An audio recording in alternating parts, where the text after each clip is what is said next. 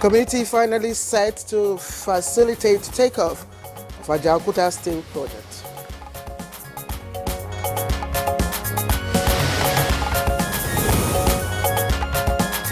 Nasarawa missing baby. 3 arrested at Dalhatu Arab Specialist Hospital, Lafia.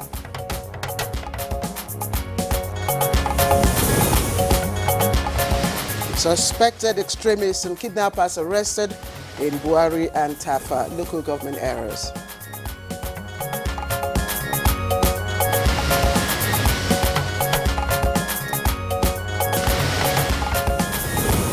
And on Good Morning Nigeria today, we shall discuss the 2024 AFCON.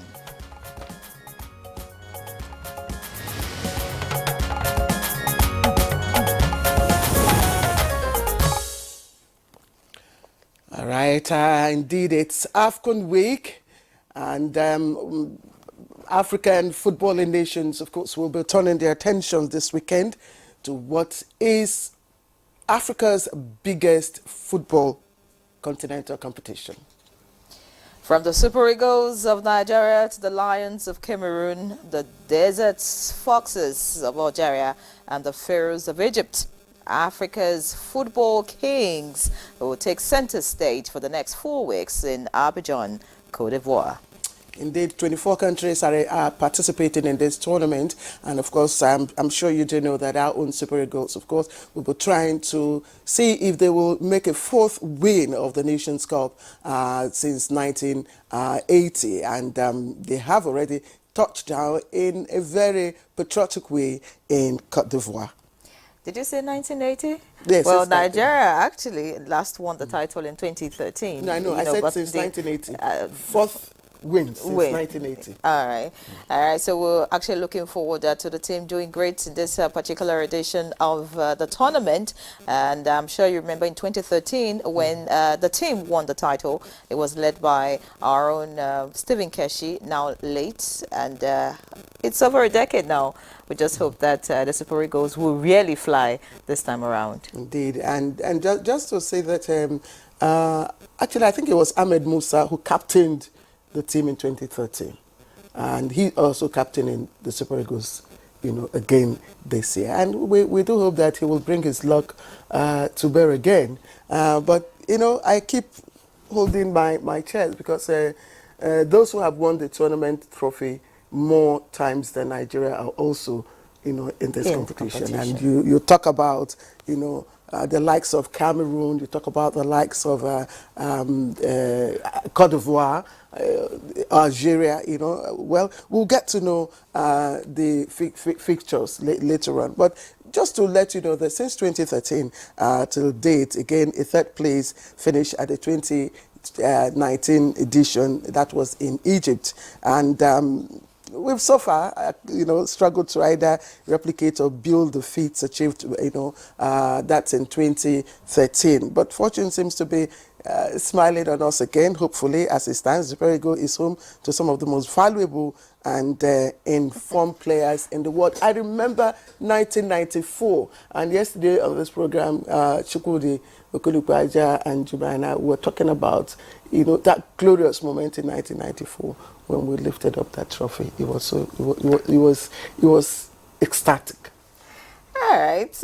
Looking at what possibilities that we have, looking at the likes of Victor Osimhen, of course, the best player in Africa. We have Ademola Lookman in the team. We have Calvin Bassey, Alex Iwobi, Umar Sadiq, all making the list this time around. Of course, hopes are high, and I'm sure fans and supporters alike are expectant of a 4th title, just as we are, right here this morning. But injury worries continue to plague the team, with the likes of Victor Boniface and Wilfred Ndidi, sidelined and out of the tournament. In addition to the concerns for injuries, our last minute friendly was a very poor outing. And your rating, is based on the performances that you put up, and we hear that some form of technological rating is not, favoring our own Super Eagles. But we don't believe in that. Like the team captain has said, everything is informed. The federal government has ensured that no financial issue, raises up its head. All, entitlements and money issues have been disposed. So they have no reason. By the way, did you see the picture as they headed to Abuja? Yes, I did. They looked like superstars. Yeah, and they are superstars. They are superstars. And they look, some people, comments on the social media tended to make comic out of the dress mode, but I thought it was very patriotic. The colors were bright and beautiful. The green, the green cap and looked nice on them, and they looked like supermodels. Okay, well, we just hope that they don't model on the pitch. They actually get to play the ball. So of course, the big question is with the Super Eagles actually saw high again and bring home the 4th title. But let's not forget that our rivals are also in this competition, like Claire already mentioned. If we meet Ghana again, are we going to be able to outdo them? No. Ghana is not even our problem. All the times that other countries had won AFCON tournament. Well, I know that when our guests come much later on, they will clarify. Had always been against Cameroon. All right. Always been against Cameroon. Well, so Cameroon... Claire, don't you think you should go to the sports desk with all these details?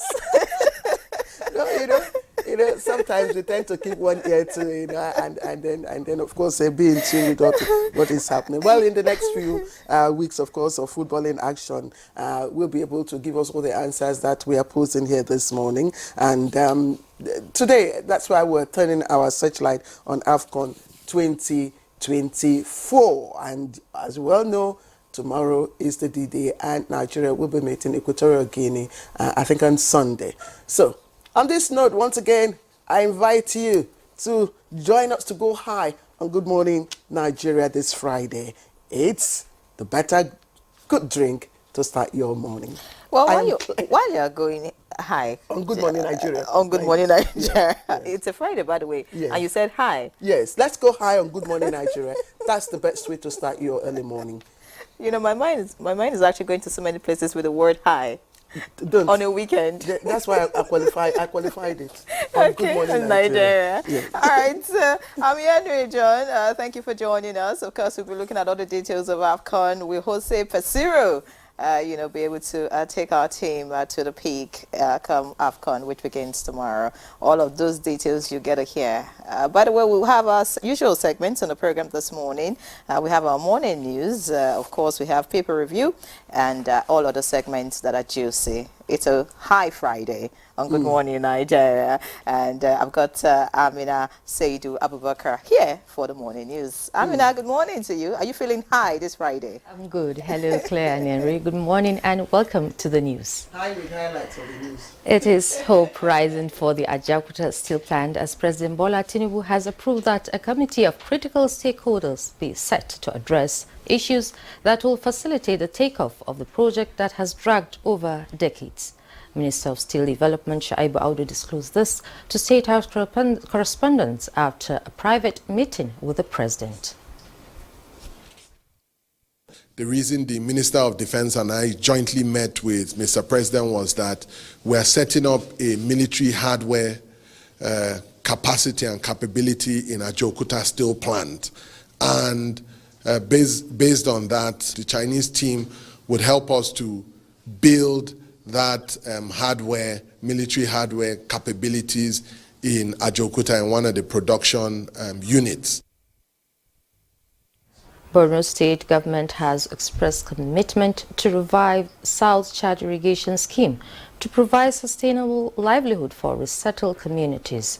Governor Babagana Umar Zulum made the commitment at Wulgo Community in Ngala local government area during on-the-spot assessment of irrigation farms, where he also emphasized government's commitment to expanding irrigation activities along the shores of Lake Chad. Water is not a limiting factor. Why should we waste our time even in developing many irrigation schemes in areas that we don't have water, while water is abundant here? It's easier for us to transport the communities here rather than to exploit the potentials of what are there. Troops of the Nigerian military have arrested suspected extremists and kidnappers in the Buhari Area Council of Abuja and Tafa in Niger State. Director of Defense Media Operations Major General Edward Buba announced this at the periodic news conference for update on ongoing military operations across the country. Details indicate that 40 kidnapped victims were rescued, 49 terrorists eliminated in combat, while 111 arrested in the last 7 days. Similarly, troops have arrested 30 oil smugglers, destroyed 60 illegal refining sites, 65 local boats, and 71 illegal storage tanks. As I speak to you, operations are ongoing at those locations. In the last 1 week, we have arrested several of them, and they are providing intelligence to support our operations. The Nasarawa State Police Command has arrested 3 persons in connection with a missing baby at the Alhato Arab Specialist Hospital, Lafia. The Commissioner of Police, Umar Nadada, disclosed this in Lafia while reacting to the development. The Supreme Court has affirmed Umo Enobasi as the duly elected governor of Akwa Ibom State. The 5-man panel of justices gave the order in a verdict read by Justice Abba Aji. The Apex Court struck out the 3 separate appeals brought before it. What the Supreme Court has done has been to confirm that Pastor Moino is not only the governor of Akwa Ibom State, but that he has genuine certificates. I think that's the more important thing. Similarly, the Supreme Court has reserved judgment on the appeal of the PDP challenging the re-election of Ogun State Governor Dapo Abiodun.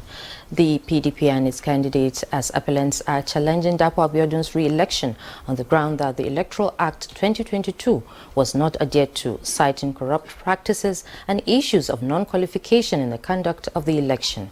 Counsel to the appellants, Chris Uchi, SAN, alleged that INEC ought to have conducted fresh elections in 99 polling units where elections were cancelled and not declared a winner. He said the return of the governor by INEC was unlawful and the election was wrongly concluded based on alleged corrupt practices. Abiodun Awoni Koko, SAN counsel for the first respondent, INEC, asked the Apex Court to dismiss the appeal. He maintained that governorship and presidential elections not determined only by margin of lead but by spread of votes in accordance with Section 179 of the 1999 Constitution. Wale Olanipekuns, SAN counsel for second respondent, urged the Apex Court to dismiss the appeal which challenges concurrent decisions of the 2 lower courts. After hearing the parties, the Apex Court 5-man panel chaired by Justice John Okoro reserved judgment to a later date. And that's it on News Highlights. Good Morning Nigeria continues with Claire and Henry after this break. All right, welcome back. Let's have a bit on business. Taxes are the primary source of revenue for most governments, and funds generated are spent to improve and maintain public infrastructure. A tax expert, Oji Philip Oji, is calling for some reforms in Nigeria's tax system, like the establishment of Independent National Tax Oversight and Ombudsman Commission. These, according to Oji, will reposition tax collection in Nigeria and ensure transparency. He said testimonies from countries that have carried out such reforms are quite convincing. If the federal government could have the political will to shape our tax policy to suit the best global practice of taxation, and every other thing will fall in place, including security. I realize that with our market size advantage on VAT and consumption taxes that we are paying on daily basis, that if the tax revenue of Nigeria at the moment could be accounted for, that we shall surpass over 80% of our tax revenue ratio to our GDP. That excludes the untapped areas such as, 1, the international taxation of multinationals and international citizens, that alone we are losing over $20 billion per annum. Besides the endless benefits of tax reforms, The advocate of this proposal wants Nigeria to join international bodies that will unconditionally repatriate trapped Nigerian funds. With business news, I'm Kunle Adeyeye. All right, newspaper review is coming up in just a moment. Stay with us.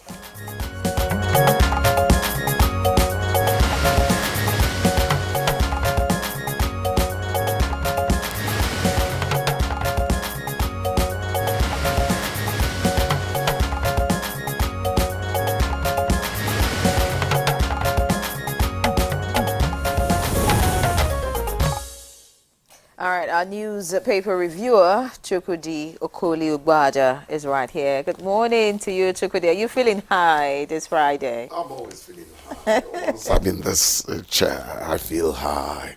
It's called the Good Morning Nigeria effect. You are the ones who actually pack it up all on me, and I don't have a choice. The Good Morning Nigeria effect. Yeah, the Good Morning Nigeria effect. You keep on looking for payoffs. Why? Because they come to you very easily. Oh, well, that comes from writing the news for a long time. You know, when you write the news and you write it with a passion, at a point, words are at your beck and call. You don't have to think. They just flow in, and the prose is simply sweet.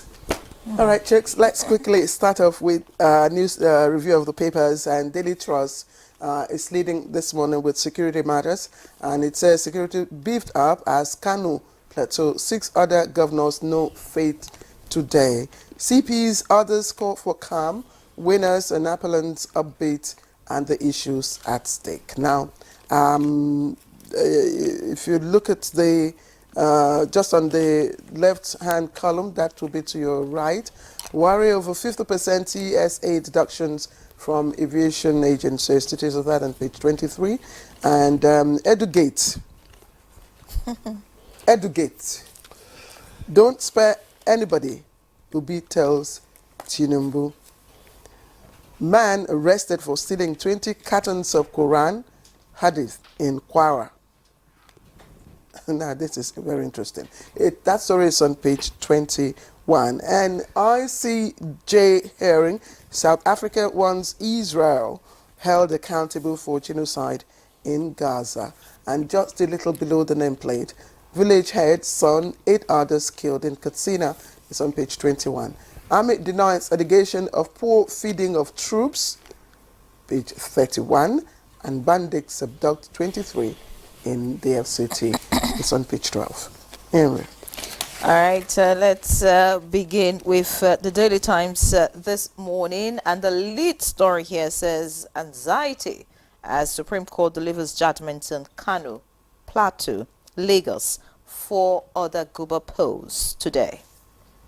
All right, away from that particular story, we have this other story from the Daily Times. Obi calls for probe of Edu's collaborators. And then finally, from the Daily Times this morning, we have OT Kambas's joint military meeting with Southeast governors to curb insecurity. All right, so that's the much you can take from the Daily Times this morning. Looking at the Daily Sun now, we have Judgment Day for governors. I think I like this caption. Judgment Day for governors. Of course, the details on page 6 and 8. And bandits killed village head, 2 sons, 6 others in Katsina. Details on page 4 of the Daily Sun. We have a very not so good picture here of a science lab of Pangshim Government College, Plateau State, raised by fire yesterday. Below that, of course, the Edugate story is on all the papers this morning. And, of course, it's on the call not to spare anyone involved. Beside the picture story, we have Tinubu approves committee to revive Ajakwota steel plant. 2024 budget, how we settled for 800 naira to dollar benchmark, and that's coming from the federal government. Finally, this morning, we have Sultan directs Muslims to watch out for new moon of Rajab. Details on page 8 of the Daily Sun. Chukwudi. You called it Government Day. Okay, you actually said what you saw in the paper. Judgment Day for governors. And you're talking about 6 states. That's I think the time limit for deciding this case is almost up. That's why I think the 6 of them are being packed in, or practically into one carton of jurisprudence. Anyhow, the Kano, Zamfara, and Plateau cases are actually the ones that people are looking at as very interesting, you know.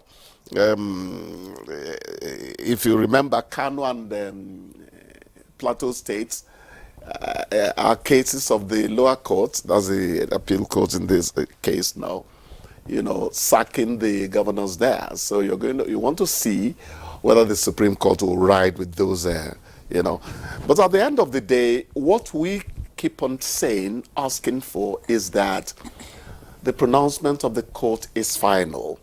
And whatever grievances you had, even after a judgment has been pronounced by the Supreme Court, you have to put a lid on it and see whether 2027 could do you better. No one wins all the time. Nobody does. However good you are, that's what you do. And being good actually can make you a lonely man, because people will tell you that the good man is usually a loner, you know? So whatever it is, let there be peace after the judgment today. It's very important that we adhere to that. You know, and it will also, very important. It will also help to explain the, you know, so-called clerical errors. That's in the case of the Kano. Definitely, yes. The men in the wig that sometimes terrifies yes. you know, make a pronouncement on that, because what I like about the court people, even though sometimes their details put me off, I don't have a head for such lengthy details. They pick up even the pin in the haystack when they pronounce these, because they want to leave you completely convinced that it's been a nitty-gritty process. You know, the courts, you know, held that the clerical error, the alleged clerical error, did not invalidate, you know, its the Supreme Court judgment, but it will be the Supreme Court, yes, you know, that will give a final, you know, whether decision on they that. agree with yes, the lower court. No. So that's a very fundamental, you know, issue that people will be looking out for. What would the Supreme Court? How would the Supreme Court, you know, give? Another one is Plateau. You know, Plateau is another very sensitive, you know, decision. You don't want to feel the heartbeat of Caleb Bootwang at this point, you know. But you see, the good thing about politicians is that they're not lily-livered like you and me. Exactly. That's why we stay on the sidelines and say these people. Sometimes I call them extra human beings. There's something I admire about politicians. They never say die. You know, yes. It will be surprising. Mm-hmm. It will be surprising if the I won't say surprising. I don't know which word now, but in the case of Plateau, I don't know. Don't just say anything that contradicts the matter under judge.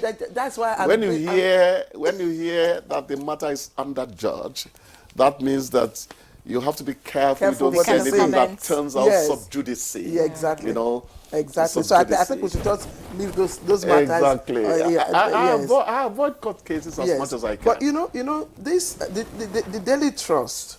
The Daily Trust report on the matter involving the should we say former Minister of Humanitarian? You know, she's been suspended. She's not former yet, please. Yes, so she's suspended. She's still suspended. They could finish this affair and she's reinstated. You understand? So please, that's why I tell our fellow journalists out there, as much as you want to sell, Edugate to me is an overkill. Yes. Edugate. You have already decided it's Edugate. You know, right from Watergate, the Nixon affair in the United States.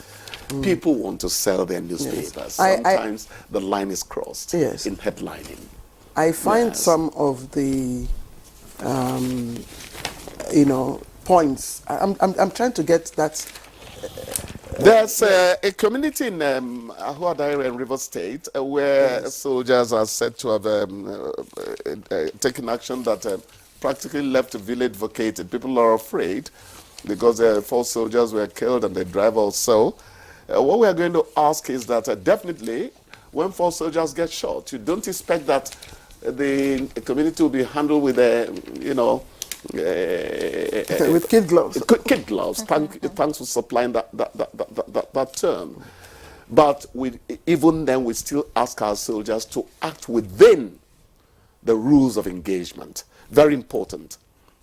An overkill, a hammer blow on a fly might be something they need to avoid in a matter like this. And I it's will very important. I will say Ahoda again. Ahoda, okay, you know rivers. Ahoda again. Yeah, Ahoda again. You know. Okay, so it that looks like that used to be, one of the flashpoints area really, and very sensitive parts of River State, and I think the killing of soldier. I mean, when will we stop this? When will we stop killing our security? I am tired of lambasting the continent because it's my continent. But you see, Africa hesitantly left tribal wars and decided that the war should be fought on other fronts. It's been something it's something we need to drop.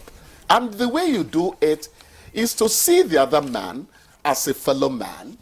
It's just maybe religion, tribe, and that differentiate you.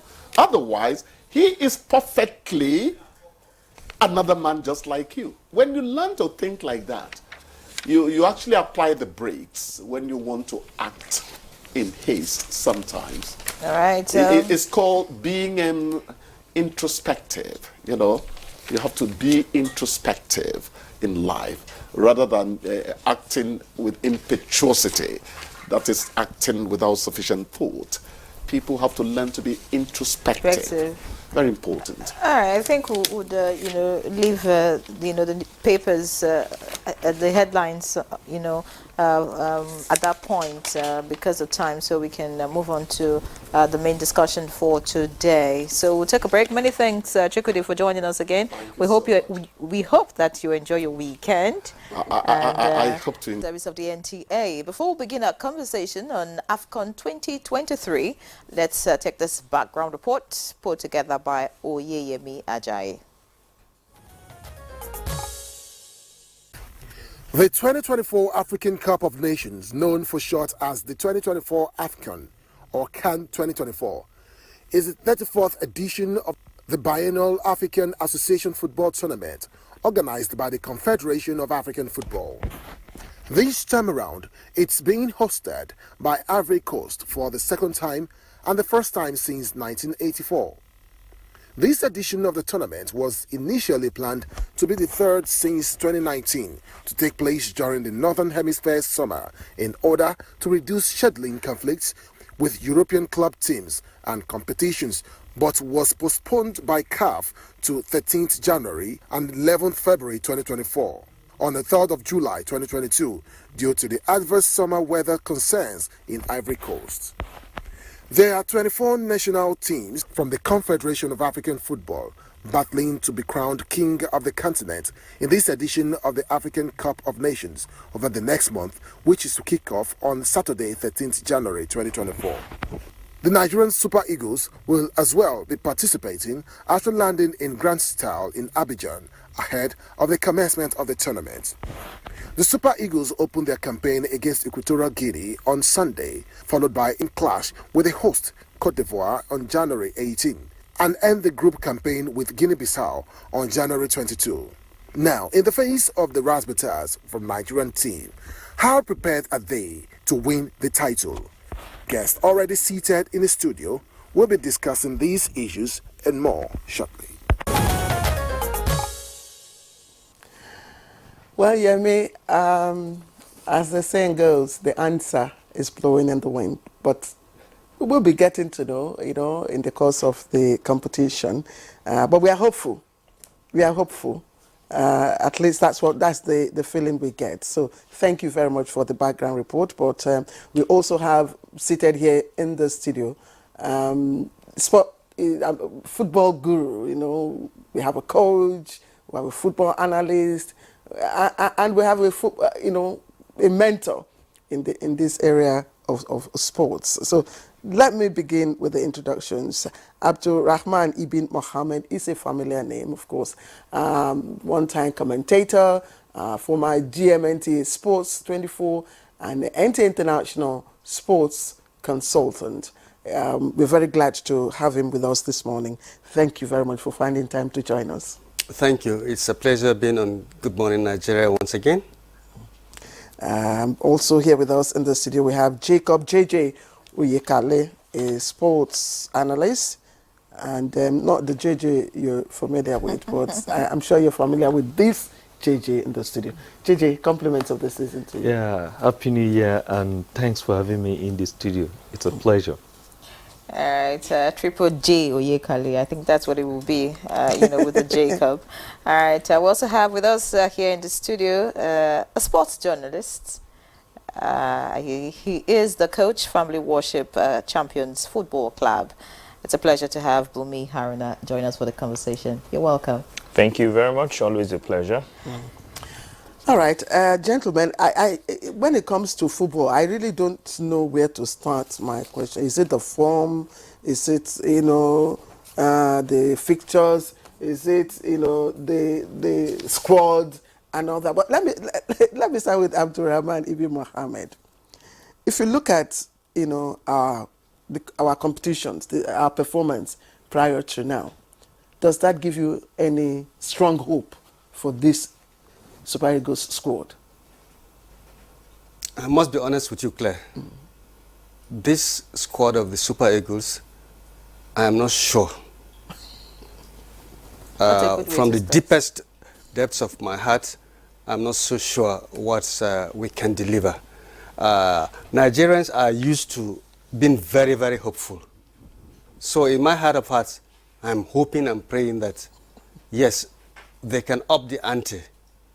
But if we look at the composition of the team and the way they have managed to come to this stage, there are lots of questions, loads of questions. The technical savvy of the players, the individual skills of the players, we have some of the most talented. Indeed, it's been a very long while that a Nigerian became African Footballer of the Year. So if anything, we've got that in the team. And that should, play a role in, taking the optimism of the team that, yes, we've got this kind of assets, okay? But when you look at the handlers of the team, the man that has been saddled with the responsibility of tinkering the team, you begin to ask questions. A lot of Nigerians, led by some of the most, high-profile Nigerians who have played for this country, footballers of the highest caliber, did question why Nigeria was retaining our old coach, Gernot Rohr. And that, of course, things happened and Gernot Rohr was removed. But how this current coach, Pesero, came in, and of recent, revelations about how the contract was signed and so on and so forth have, laid bare the fact that didn't we jump from frying pan to fire by firing Gernot Rohr and bringing in Pesero? Well, he has an opportunity now to prove whether he is better than Gernot Rohr or not. But frankly, the facts before us don't show that. Exactly. But anything can happen. And perhaps a fellow coach, Bumi Haruna, he's not only a journalist but also a qualified football coach, might have some more inkling about that. But for me, as Abdurrahman, I don't have the confidence to say that the Super Eagles will win this trophy. That's the only thing Nigerians want to hear. The Super Eagles will win. But I cannot open my mouth and say, yes, definitely this team, the way it is composed, the way it is being handled, can do the honors for Nigeria.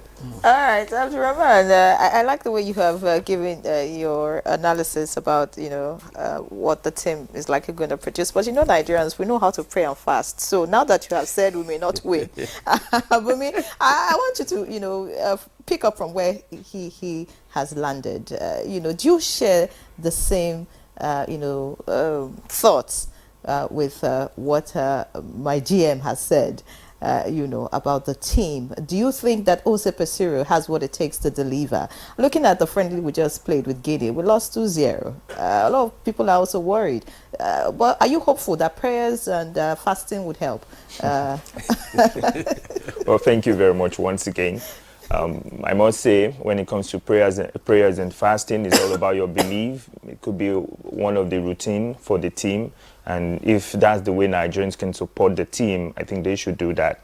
The Super Eagles deserve our support. They are our team, and irrespective of whatever has happened, the only thing we can do is to support them.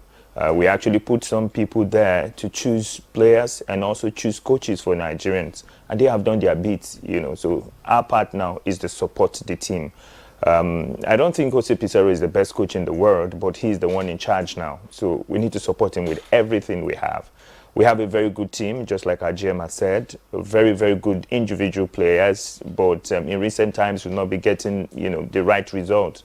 Thank God we qualified for the Nations Cup. And I can tell you, the Nations Cup is not too difficult to win. Looking at the crop of players we have, it's something that could be done, even though on paper, we don't look like it's a team that can win it currently. Well, you go back to 2012, the Zambians were in, Buki's favorite to win. They won. And, now the number of participating countries have increased, to 24. It's a little bit more difficult. If it was, when it was still the same number, was it 16 or thereabout, I tell you, Eagles can just win it because you win your group games, then you are in the knockout stages, and from there, draw, penalty, shootout, and all the likes of it. In 2013, we did it. We didn't do well in the group stages. Led Stephen Keshi led us, to the trophy. I want to say Nigerians should, remain hopeful, support their team. Come on, we have the African footballer of the year, Victor Osimhen, and some of the best players you can talk about when it comes to the continent of Africa. Was the first time Victor will be playing in AFCON? So. Well, not the first time, actually. He was there the last time out. He just didn't play, regularly. He's very experienced. He's played in, the Champions League. He won the Italian Serie A with Napoli last season, and he's doing very well. He's still in the knockout stages of the Champions League. I'm not saying the team will rely solely on Victor Osimhen, but what I'm saying is this: we have the right to, remain hopeful. The African Cup of Nations is not the World Cup. Come on, this is Africa. Nigeria is giants when it comes to African football. Triple J, I mean, Osimhen is just one individual. Yes. The other teams, all of them have individual super players, So, and just as Abdurrahman had indicated, he mentioned two very important factors that may impact on the performance of our Super Eagles. Yes, we have individual technical skills, but how those skills are coordinated and handled, and who handles those skills, it's also very critical. And he has raised an issue which seemed to align with, recent prediction by AI that Nigeria is not even placed, on the first three list. AI is predicting that Senegal, again, might, come out top. Nigeria is number 6.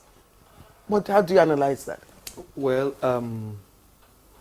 just as Bumi has said, to correct that notion, Osimhen is playing his very first senior competition for Nigeria. He was knocked out by an eye socket injury on the eve of 2021 Nations Cup. But as you have said, the prediction, how the AI, that's artificial intelligence and everything, you look at form of a team, the composition of that team, and then you look at the key players. If you look at Morocco, for example, the last major competition they attended was the World Cup. and the performance was massive, retaining the same coach and almost the same set of players. Look at Senegal, they are the defending champion. Having the presence of the same coach that have been there for over 7 years, I think this would make his 9th year or so in the same team with the same crop of players developing together. And you cannot rule out Egypt that have bulk of their player playing in the same league in Egypt because of the standard of their league. It is difficult now to place Nigeria ahead of them based on statistics or profile. That is because a team is as good as its last results. Our last 3 results have been dismal. As a matter of fact, you question the formation or the pattern of play of the coach as if he's not familiar with the players. We parade some of the best assembly of legs, not only in African football, but in world football. Look at our strikers, for example. In France, we dominate. In Italy, we dominate. In England, our name will be one of the very first to be called. But playing as a team, we have players, but we don't have a very good team because the coach has not really played them as a team. For example, the pattern he has played the last few games, a team that is almost 100, ranked below Nigeria, came here to play. We even struggled to play them a draw. Simply put, you play 4 defenders, 2 midfielders, and 4 attackers. Who are those to provide passes for the attackers to score? The simple thing, even if you are not a football coach, for you to know is that when a player is performing very well, there must be reason or, there's circumstance for him to perform. Meaning that you need to play to the strength of these players. How does Osimhen play in his club side for him to get those number of goals? What position does he play? How does Lukman Ademola play in his club for him to get that number of goals? Chukwueze is now in AC Milan. How does he play? These are some of our star players. How do they play to get results? And again, if you don't have those needed players that are playing similarly with their club sides, there is a way you can now play your team, form your team to play better. Not yes, thank you for the points that you have raised. Again, we seem to put the blame squarely, on the coach, on the coach, whose responsibility is to, harness the technical skills and all that. But what about the body that is responsible for hiring the coach?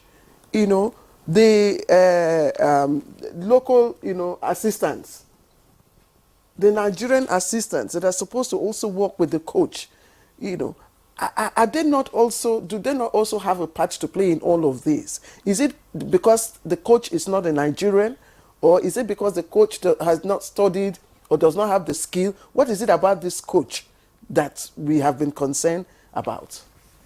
Well, traditionally, foreign coaches in Nigeria appear to have gotten the best of support from both the sports ministry and the NFF. And to buttress this point, only a week ago or so, we were told that President Bola Ahmed Tinubu gave approval for a whole backlog of monies being owed Jose Peseiro to be paid to him. This just shows that the foreign coaches get the kind of best support. But the point is that is being made about Peseiro is that how he did come in. And I want to raise this point that before we came on air, Oyekale was just reminding us that a scandal apparently, seemingly was blown by the revelation that every month a certain percentage of Pesero's salary goes to some people. That shouldn't be. Because if Pesero came in on his own merit, he doesn't need to give a dime to anybody. But that's not been proved. So that's what I'm saying. Yes. It's an allegation. Yes. But there's really no smoke without fire. Okay? So what is needed from Pesero and his core of assistants now is to harness, like Jeje was saying, the talents available to him. We aren't short of talents, whoever the coach may be, but it is harnessing them. How do we, play Osimhen? What magic does he get from his fellow colleagues in Napoli to be able to deliver the kind of goals he delivered last season? Ademola Lookman with Atalanta, is it? Yes, Atalanta. What kind of magic, what kind of support is he getting from the coaching crew, from his colleagues? You see, you play to the strength of your players. It has been known that coaches would single out 2 or 3, efficient players and get others to play to the way they want. If Ademola Lookman and Osimhen don't get the requisite service, they can't deliver. If you don't have the ball where you should get it, you cannot deliver. And if you don't score, there's no way you're going to win a match. All right.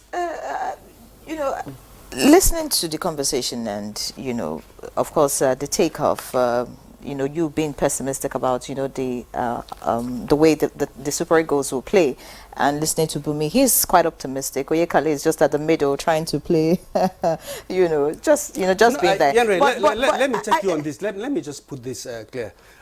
Pessimistic might be too hard. I'm a patriotic Nigerian, yes, right? It's just stating the facts. One of us here alluded to the fact that in 2013, the Eagles didn't play. We were all, in the first one or two matches. That's actually my question. And I was actually fortunate to have led the NTA's team to the coverage of that event in South Africa. Maybe the fortunes of the Eagles, turned by our arrival because the NTA crew arrived late. But the moment we arrived, I think the first match we witnessed was the one against Mali. I think we won that game 4-1. Okay? Maybe we would have a scenario like this. You never can tell. But it has to be stated that we have the abundance of talent. No question about that. How do we manage that talent?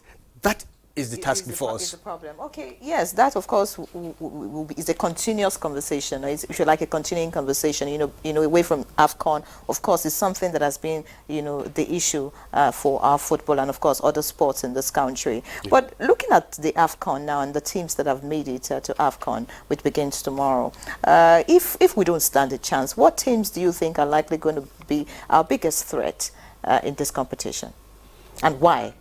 Sorry, can I just thank you? Please keep that question. But just to take another angle, talking about the capacity of the coach to be able to handle, or harness the technical skills. I'm of the opinion that if he wasn't able to do so, before now, the Super Eagles have played, matches. The last friendly against Guinea, should have, shown the world whether or not this is the coach that should take us to AFCON.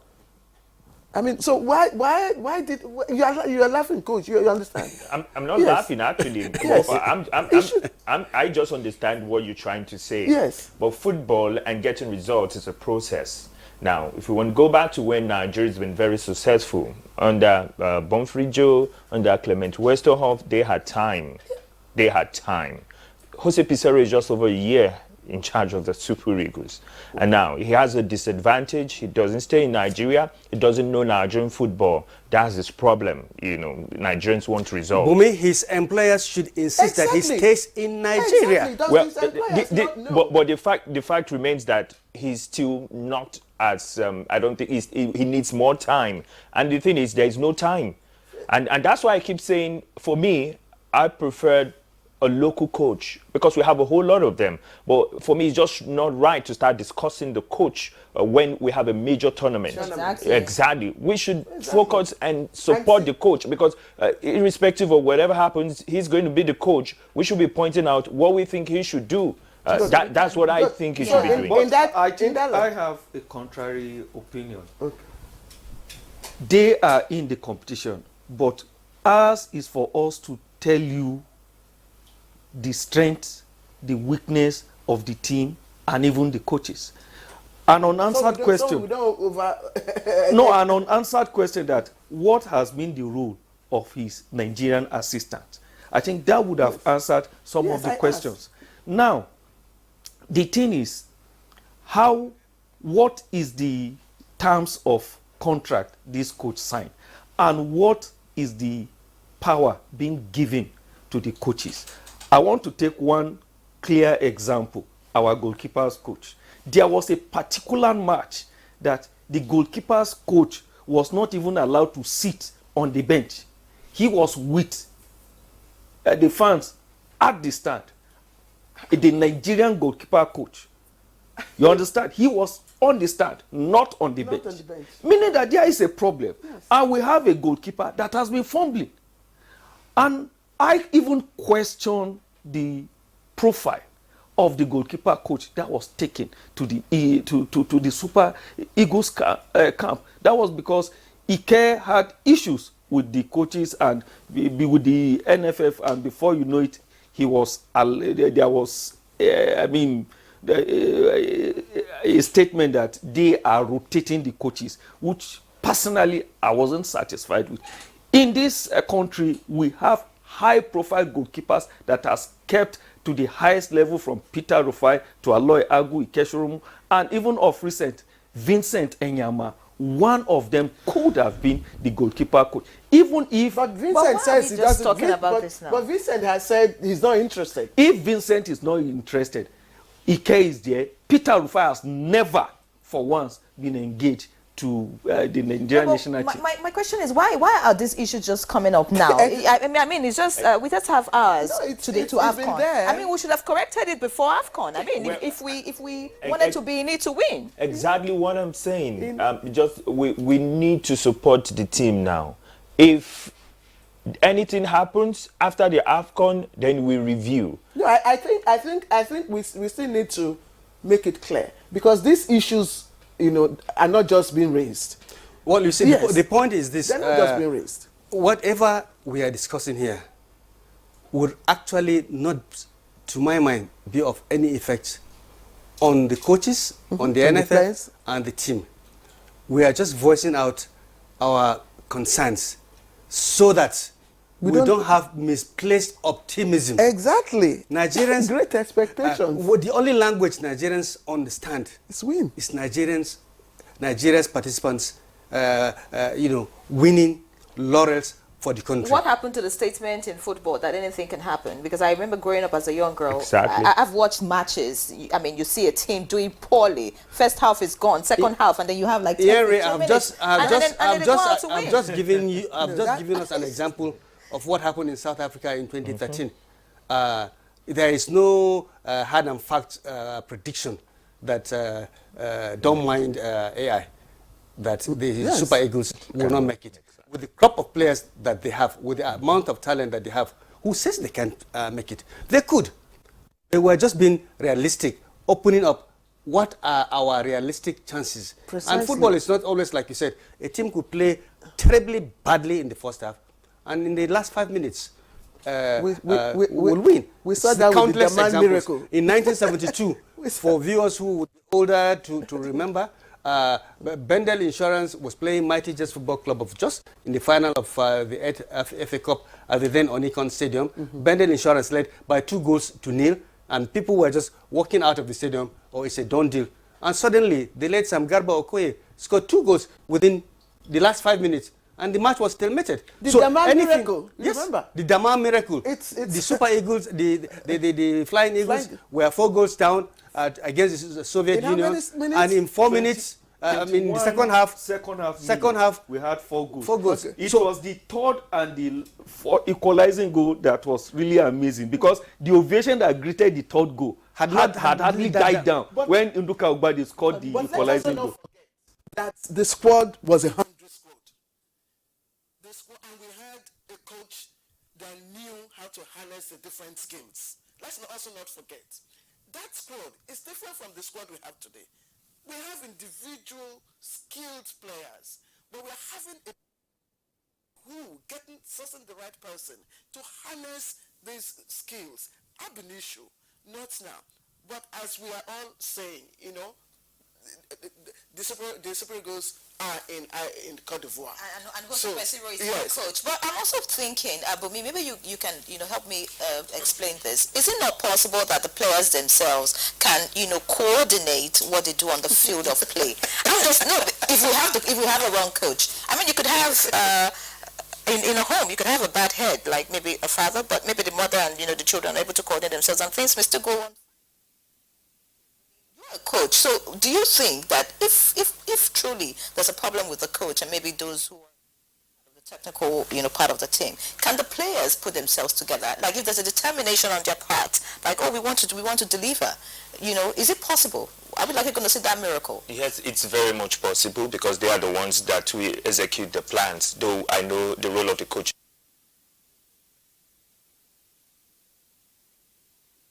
Exactly. If I remember, qualification for the 1998 World Cup, I think it was the last game against Kenya in Lagos. Philip Truzier was the Nigerian coach then. There's a particular formation he loves to play. But on that day, Sunday Lisa said after the coach had done everything, speaking to they decided themselves that, look, we aren't going to play 3 at the back. We want to play 4-2, and that was what they played, and they defeated Kenya 3-0. It happens, but don't forget the coach will choose the players that are going on the pitch, so that's the caveat to it. Well, in all these, I have this belief that the Super Eagles will perform, probably not win the Africa Cup of Nations, because with the results coming into this Nations Cup does not show that we probably are going to win it. But again, I want Nigerians to go there. It's not just about winning. After all, since the AFCON, the inception, this is the 34th edition. We've only won it thrice, you understand? And for me, the Nations Cup is here. We can correct everything, we can start thinking about correcting things after the Nations Cup. I want to beg Nigerians to support the team, support Osimhen. You love him, you watch him, in his club side. Why not in the green, white, green? Why not support him in green, white, green? We have a coach who doesn't know much about African football, doesn't know much about Nigerian football, and that's my grounds with the Nigeria Football Federation, where we have former players who are well qualified. For example, Emmanuel Amunike, very good, won the Under-17 World Cup for Nigeria. Why didn't you take the chance with him? You understand? We pay a coach, $70,000 US, and when we could pay Nigerians probably 10,000, 20,000, and then we get the job done. You look at Amunike and some other coaches, Manu Garba and the likes of them, great coaches, but we prefer to go for a foreign coach. Fine. Please, let's support the team and let's see where they get to. I think a little addition to what he said. For players to be able to change formation, you need leaders in the team. Yes. Who are the leaders in the present team that we have? That would be it. Because in the days of Stephen Keshi, my chairman will bear me witness. These are players that can take decision on the. In fact, they will tell the coach that, look, coach, this and this, let's do this, let's try this. But these days, there are no leaders in the present team. Nobody that can call the bluff of anybody. Balogun that was trying to speak out and talk on behalf of the team, he has been axed from the team now. Yes. So. Yes. And Ahmed Musa is now the team lead. He's asking for support. He says that they're all positive. They will approach every game with a positive mindset. But let's move on. Maybe after 1 or 2 games, if we see how the Super Eagles progress, we'll be able to now talk more on the other gaps. But let's look at the fixtures. Nigeria is in Group A against Cote d'Ivoire, against Guinea-Bissau and Equatorial Guinea. And our first match will be with Equatorial Guinea on Sunday. Abdurrahman, Cote d'Ivoire is a strong team. Are we likely to top our group? I think we will pull through to the second round. It's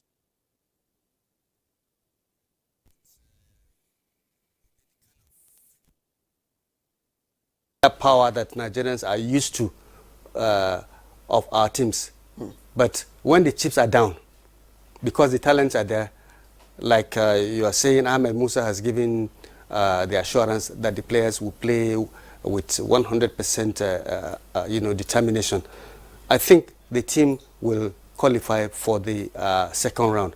And if they hit the right buttons, if injury spares them, because it's unfortunate, some of the people we are hoping would be relied upon, Victor Boniface, on an unfortunate situation, because his star has been on the rise in his German Bundesliga team, only for him to crop an injury. So the task is going to be left for people like, of course, obviously, Osimhen. We understand Sadiq Umar also has cropped an injury. But if the players are lucky with injury on the field, I think by and large, they know that their own reputations are at stake. The nation's reputation is at stake. I think we will scale through from our group.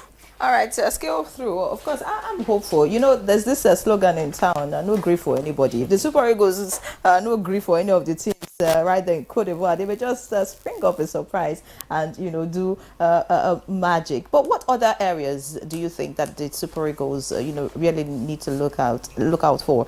I tried to mention about teams that, are threats, to the Super Eagles achieving their dreams in AFCON 2023. Maybe you want to speak to that, and then what other things do you think the team needs to put together away from what we've mentioned? That's the coach and then the technical part of it. What other things you think is required for the team to do great?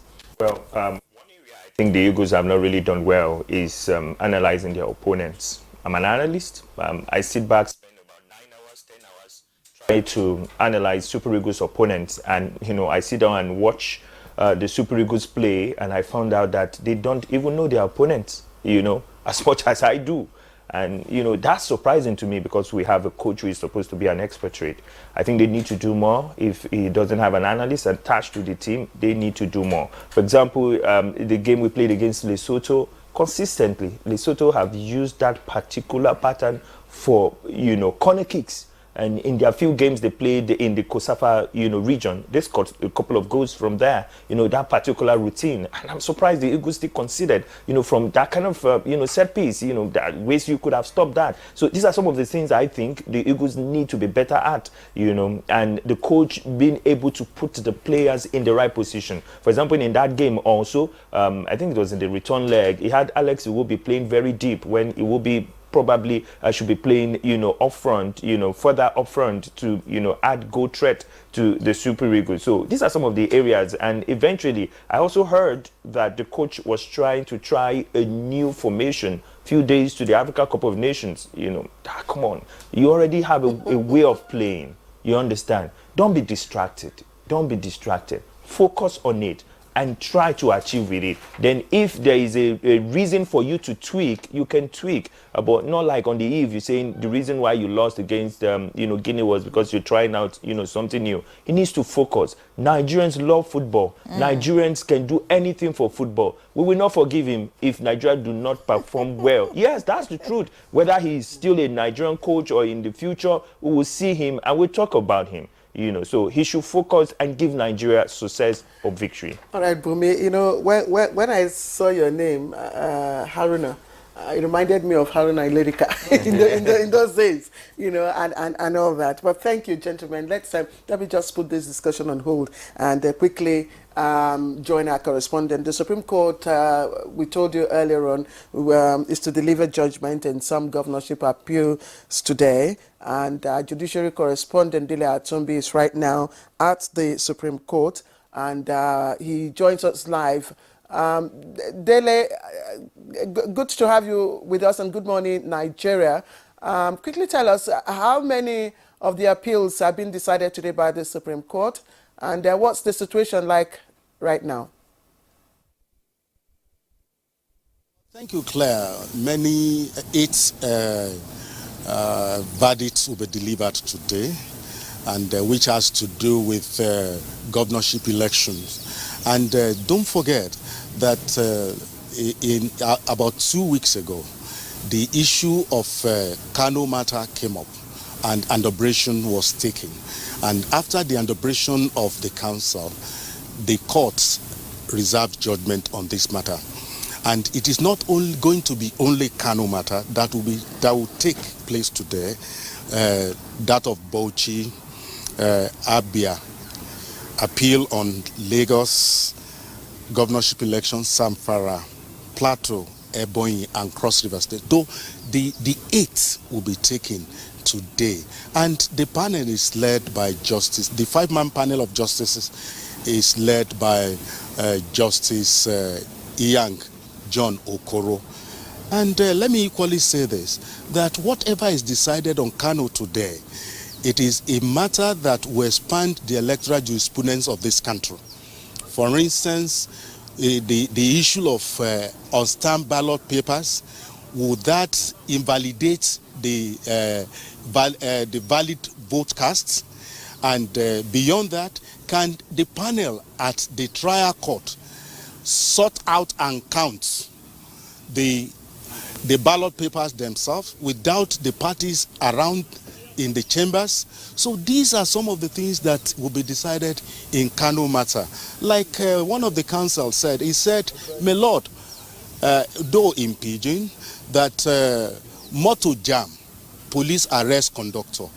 Can the governor of the incumbent governor of Plateau, Kano, can he be punished for the fact that some ballot papers were not signed, which was supposed to be done by INEC?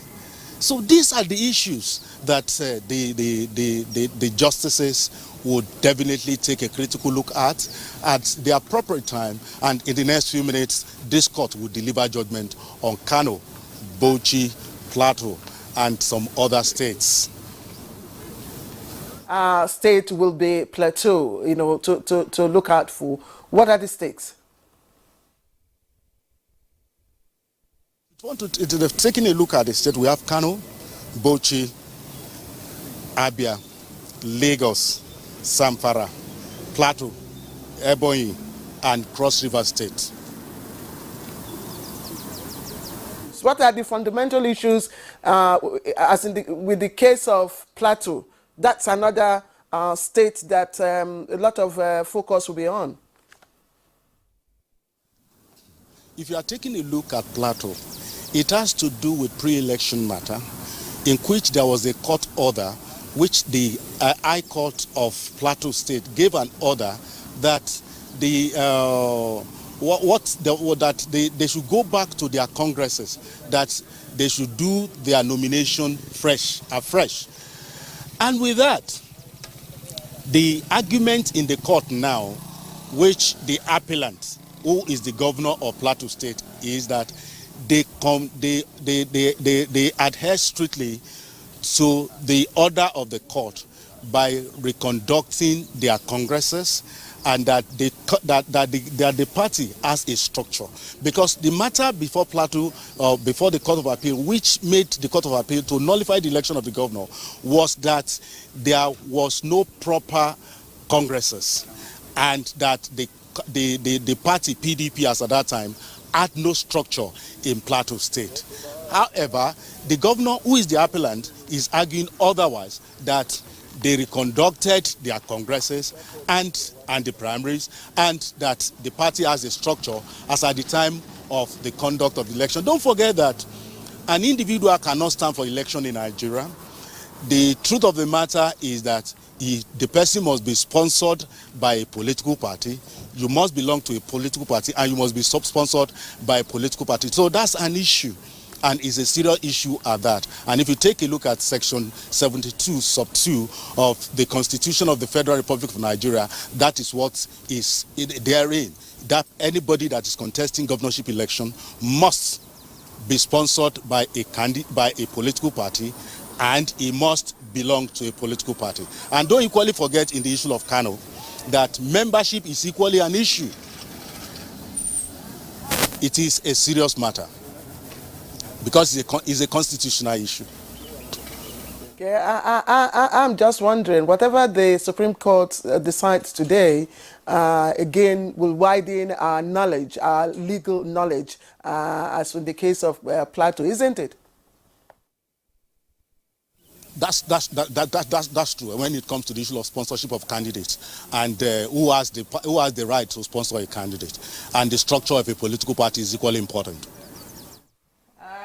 Many thanks, Dele Atubi. Could you just give us a sense of what the Supreme Court is like at the moment, looking at the kind of judgments that it intends to give today? Well, the truth of the matter is that the security atmosphere here is very tight. It's a watertight security. One of the parties in the matter, who is the governor of Bauchi State, just came in, and the security arrangement here is very, very tight. And if you take a look at the courtroom, I've been to the courtroom. The courtroom is equally scanty because they screen virtually everybody that should come in, and not to jeopardize the interest of anybody that is entering the court, because eight verdicts in a day is not a joking matter, and this one will go a long way to expand the electoral jurisprudence of Nigeria. All right, many thanks, Dele Atumbi. Of course, all eyes, all ears are, glued, or if you like, everybody is waiting to see what the Supreme Court will do today. But I just want to, hear your thoughts, looking at what the appeal courts, the kind of verdicts we've gotten from the appeal courts, and of course the clerical errors, and some of the issues that have been raised about our judiciary system. Do you think that faith will be restored on the judiciary system today? Let me say this, point blank, that the Supreme Court is a procedural court, and as the highest court in the land is expected to carry out substantive justice at every point in time. I do not have any doubt in the fact that the five-man panel of justices will do justice to all the matters. And if you take a look at the integrity of these justices, especially Justice Emmanuel Agim, from his antecedent, and Justice John Iyan Okoro, from their antecedent, you will know that they've been given sound judgments that have not been controversial. And this one too, I do not have any doubt that the justices will not do justice to all the matters before them. I'd earlier said that there are many issues which will be decided on the issue of Kano State governorship election, and it will go a long way in deciding the future of electoral process in the country. Dele Atumbi, our judiciary correspondent, we'd like to thank you, and we'll join you much later. Yes, much later. We do hope to get more, stories from you. Dele, thank you. Thank you, John and Claire. John and Claire, indeed. Where's John? Okay, yes, all right. Okay, you're John. Henry John, yes, yeah. So he's right. All right, let's continue with our conversation. And I'd like to. By the way, is there a sports court? We just left the Supreme Court now. Is there shouldn't we have a sports court where some of these issues are, we're raising? I mean, are judged. There should be a court of arbitration for sports. But of course, the Nigerian sporting authorities have been, dodging, I think, the issue. The last 2 or 3 ministers, I think at some point in time, a special committee was set up to give recommendations. And some of the people who participated in that committee included Adokia Messimaka, the famed footballer where fans love to call Chief Justice Adokia Masimaka. We had the likes of Dudu Orumen, a famed football analyst and lawyer, Osasu Obayuwana, a leading journalist. All these sound minds, did a report and submitted to the ministry. But the report has never seen the light of day. I personally, I think, took up the matter with the last sports minister, Chief Sunday Dare, but somehow it never came out. So in effect, your question is, yes, there is ideally supposed to be a court of arbitration for sports in Nigeria, just like it is. We have one, as at the moment, I think, one of our leading athletes, the hurdler, Tobia Amusan. In fact, her case is being listed by the Court of Arbitration for Sports at the international level. You remember the World Athletics tried to ban her from participating on the allegation that some of her samples tested positive. Before she missed a test. She missed a test, okay, out of competition test, and she has built her alibi upon which eventually she was allowed to take part in the World Championships. But the World Athletics is still pursuing, the integrity unit of World Athletics is still pursuing the matter, and I think it has been listed as one of the earliest to be had this year by the International Court of Arbitration for Sports. So in effect, the question you're asking, the answer is yes. All right, thank you, Abdurrahman, for that. In 2 minutes left before we take our break, I'd like us to look at Super Eagles' encounter with Equatorial Guinea, with the, how do you call their team? Is it SEAL? No, it's the Guinea that is silly stars. Guinea that is silly. Okay. The Equatorial Guineas are called, what are they called? I can't remember exactly, but because I can't remember. You know, there are some names. If you can't remember, Teranga Lions, Senegal. Oh, Senegal. There are some names that don't ring bells. If you can't remember, who am I to remember? So I don't feel guilty. But let's look at the, our meeting with them. I don't know, judging again, deducing from our performance, in the last editions and Equatorial Guinea's performance, obviously they were better rated. They were better rated than the Super Eagles. So, with the likes of Ndidi and Victor out, what are our chances? I don't quite get you. Why would you say Equatorial Guinea are better rated than the Super Eagles? Well, maybe I think don't mix it up. There is Guinea. There is Guinea, Equatorial Guinea. There is Guinea-Bissau. But there are three Guineas. All the three Guineas, they are not matched to Nigeria in any cause. Yeah. All the three Guineas, even add them together and make them a team, they cannot stand the Super Eagles. Join the three Guineas together, whether the silly national of Guinea. But Guinea beat us in the friendly. Yes, that is the Guinea you are talking about. Yes. That is. No, you are saying join all the Guineas. I still stand by it. Join all the Guineas. You see, Claire, when you are playing the Guinea silly stars that beat the Super Eagles. Yes. If we look back at history, excuse me for looking back at history, experience does count. The Guinea silly stars, they have a pedigree because at some point in time, they produced some of the best footballers in Africa. Papa Kamara, Abubakar Titi Kamara, and so on and so forth. But over the years, their graph has kind of seemingly dropped. And for now, in terms of availability of stars with talent, even the silly stars cannot match the Super Eagles. But of course, that is on paper. When you play, like the last result has shown, they show that they can compete with us. But not to take anything away. Not to take anything away. They have two very, very, very good players now. Gorassi, that is really burning the field in Germany. And also the former Liverpool player, Naby Keita. They are two very good players. But compare them, Gorassi to Osimhen, I mean, that's a golf. In just 60 seconds before we go and break. This matter. On this one, you really can't say the match that the Super Eagles will win, but what I can tell you is this.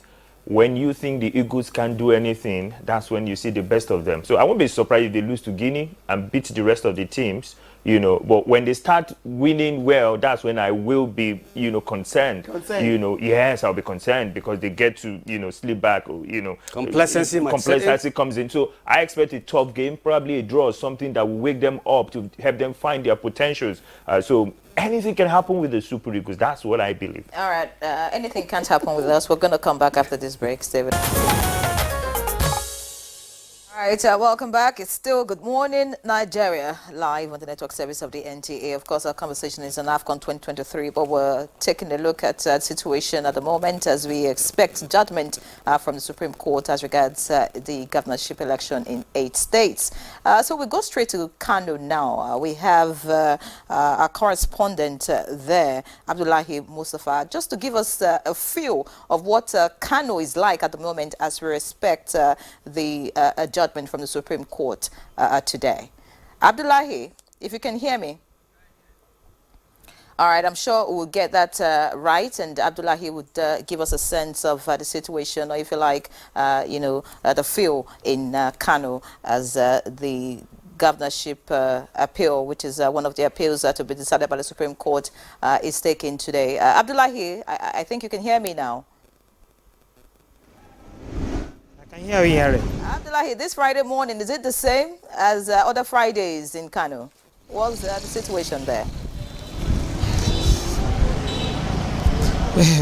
Honestly, yes and no.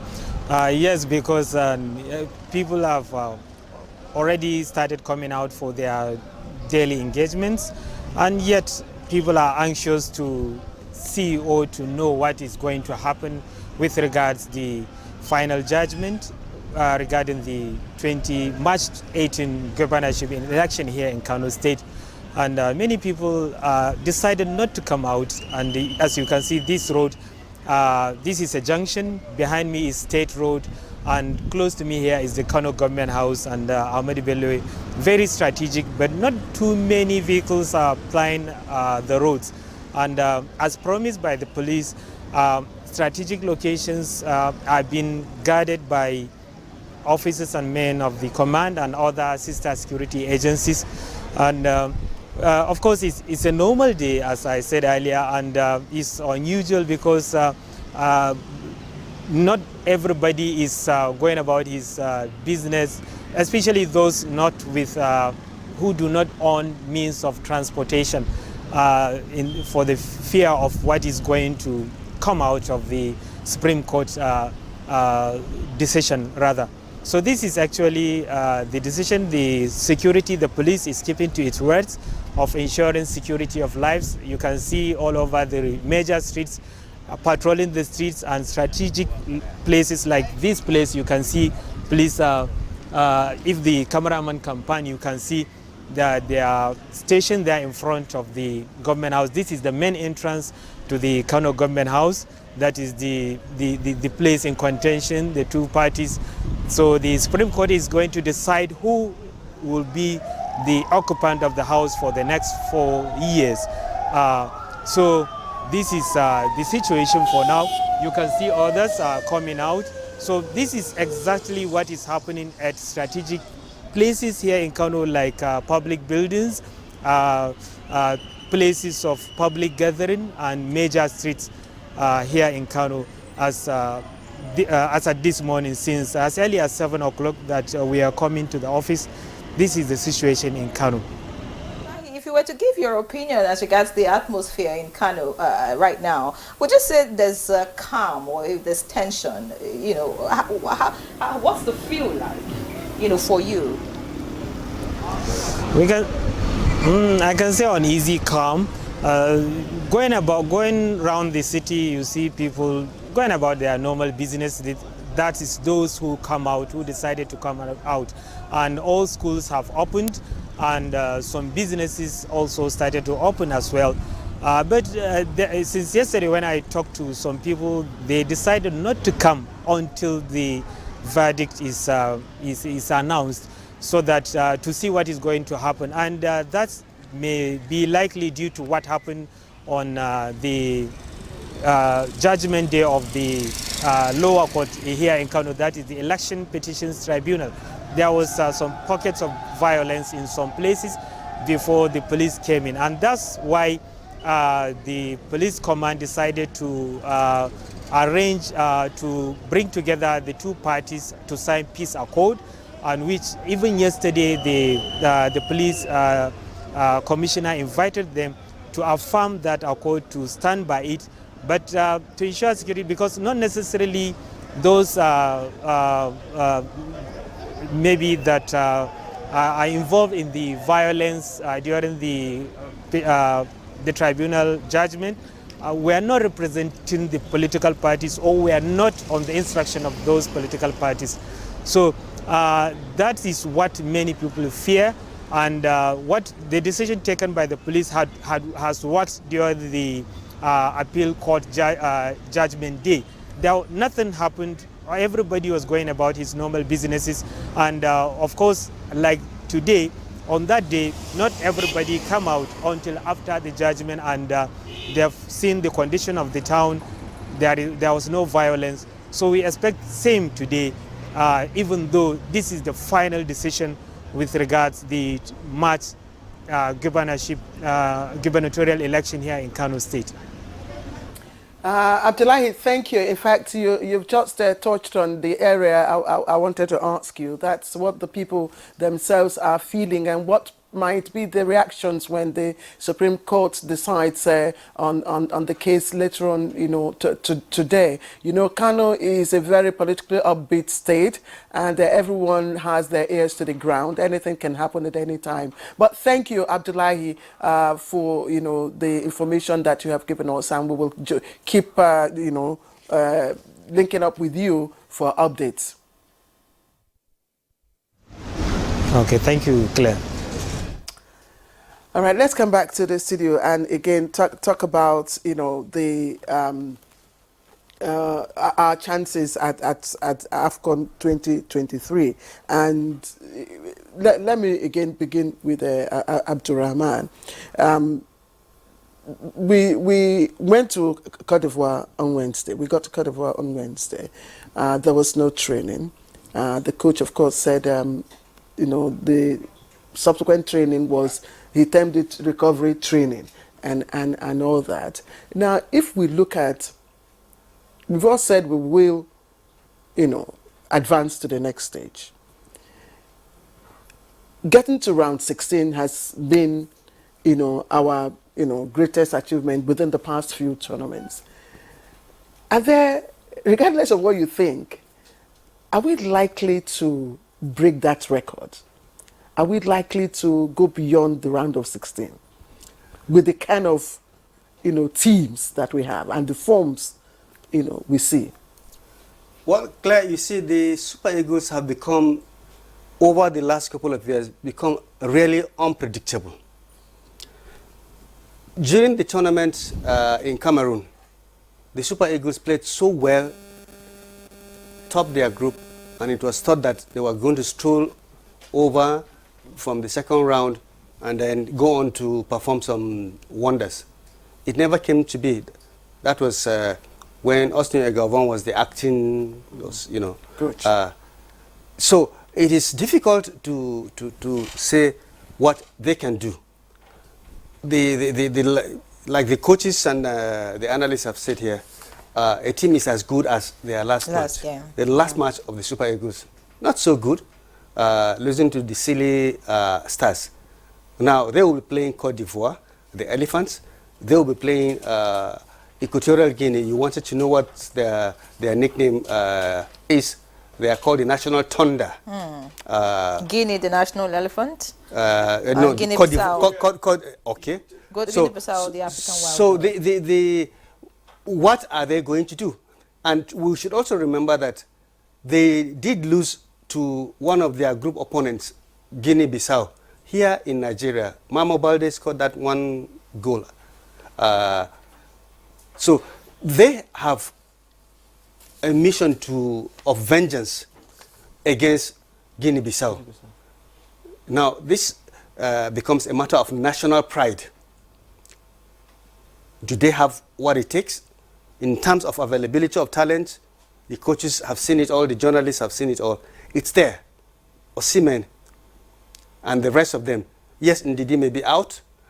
Victor Boniface may be out.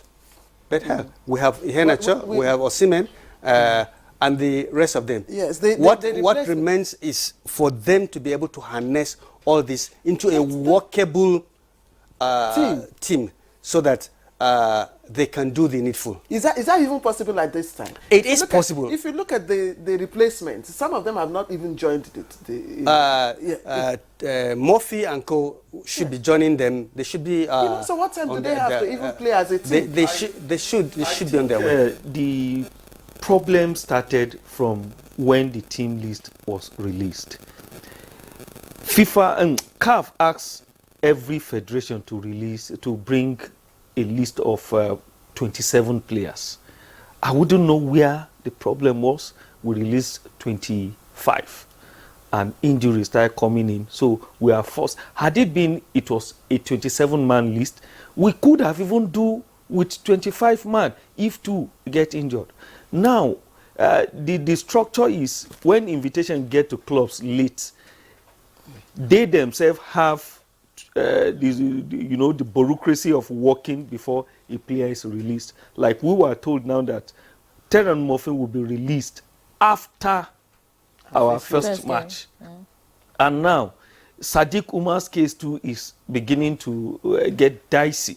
He has not trained at all. So Iheanacho too is not even, we are not even sure of if it's 100% fit. In your own view, JJ, considering these bottlenecks that could come to play in the release of players, and then what they did in releasing the list of those to go to AFCON 2023, and from the allegation that you did mention here about the coach, do you think that these players were selected based on other things, not on competence on the field of play, or you think that there's some form of game going on with those who are to decide the players, because away from these players, I'm sure that in our local league we have players that have done well, right?